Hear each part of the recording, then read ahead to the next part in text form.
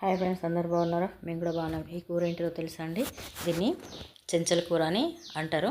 ఇది పెరన్లలో ఎక్కువ దొరుకుతుంది, మక్క పెరన్లలో, పత్తి చేనులలో. ఇదైతే మాకు ఇంటి ముందే దొరికింది.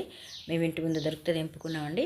దీన్ని మనము పప్పు వేసి వండుకుంటే చాలా టేస్ట్గా ఉంటుంది. ఎక్కువైతే వట్టిగా కూడా వండుకుంటే తోటకూర లాగా ఉంటుంది. కానీ తోటకూర కన్నా మంచి టేస్ట్ అనేది ఉంటుంది. ఇది ఇంకా లేతగా ఉన్నప్పుడు కూడా వండుకోవచ్చు, కానీ ఇది కొంచెం పెద్ద పెరిగింది. ఇది కొన్ని ప్లేస్లలో రౌండ్గా పారుతుంది, మాకైతే మామూలుగా చెట్లలాగా పెరిగింది. దీన్ని ఎట్లా వేసుకున్నాడో చూపిస్తానండి. ఈ వీడియోని అయితే చివరి వరకు చూడండి.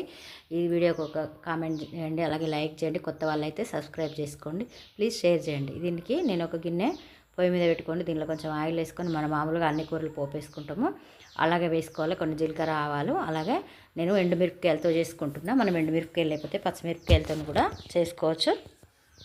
నేను ఎండుమిరపకాయలను ఒక 2-3 పచ్చిమిరపకాయలు వేసి పోపు అయితే వేసుకున్నా. మనకి ఎండుమిరపకాయలు పచ్చిమిరపకాయలు లేకపోతే కొంచెం మనం పప్పు వేస్తున్నాం కనుక కారప్పొడి వేసుకొనైనా చేసుకోవచ్చు. అయితే దీనిలోకి కొంచెం కచ్చపక్క దంచుకున్నటువంటి ఎల్లిపాయలు, అల్లం ఎల్లిపాయ పేస్ట్ అవసరం లేదు, ఓన్లీ ఎల్లిపాయలు, అలాగే ఈ పచ్చిమిరపకాయలు, కల్లేమాకు, దాంట్లోకి కొంచెం తగినంత పసుపు, ఉప్పు అన్నీ వేసి దీన్ని మంచిగా గోలనియాలి. గోలిన తర్వాత పోపులోనే పప్పు వేసుకోవాలి. కొంచెం టేస్ట్ మంచిగా ఉండాలంటే నేనైతే ఒక టమాటా వేసుకున్నా. ఈ పప్పును మంచిగా కొంచెం నూనెలో ఫ్రై చేసుకోవాలి. ఫ్రై చేసుకున్న తర్వాత ఈ టమాటాను కూడా వేసుకోవాలి. ఎందుకంటే మనం ఆకుకూర వేసినాక పప్పు అనేది వేయరాదు కదా, ఆకుకూర తొందరగా ఉడుకుతుంది, పప్పు లేటుగా ఉడుకుతుంది. దీన్ని ఫ్రై చేసినాయి మామూలుగా పప్పు పలసగా కాకుండా మెత్తగా కాకుండా దీన్ని ఫ్రై చేసిన, అందుకే మనం పోపులోనే ఈ పప్పు అనేది వేసుకుంటే నూనెలో మంచిగా ఫ్రై అయిన తర్వాత నేను ఒక టమాటా కూడా కోసి పెట్టుకున్నా. ఈ టమాటా ముక్కల్ని కూడా వేసేసుకుంటున్నా. ఈ టమాటా ముక్కల్ని వేసుకొని మంచిగా కొంచెం ఉడకనియాలి, కానీ ఉప్పు వేయద్దు. ఉప్పు వేస్తే పప్పు అనేది తొందరగా పప్పులో ఉప్పు వేస్తే ఉడకదు, అందుకే మనం ఉప్పు అనేది ముందుగా వేసుకోవాలి. ఉప్పు వేయకుంటే పప్పు తొందరగా ఉడుకుతుంది ఎప్పుడైనా.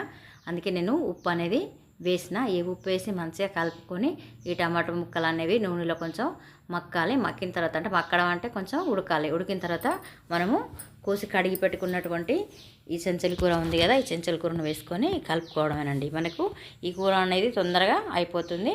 ఎంత తొందరగా అంటే అంత తొందరగా అయిపోతుంది. ఇది మనం చపాతీలోకి కానీ అన్నంలోకి కానీ తింటే చాలా టేస్ట్ ఉంటుంది. ఇది ఆరోగ్యానికి కూడా తోటకూరలాగా మంచిది.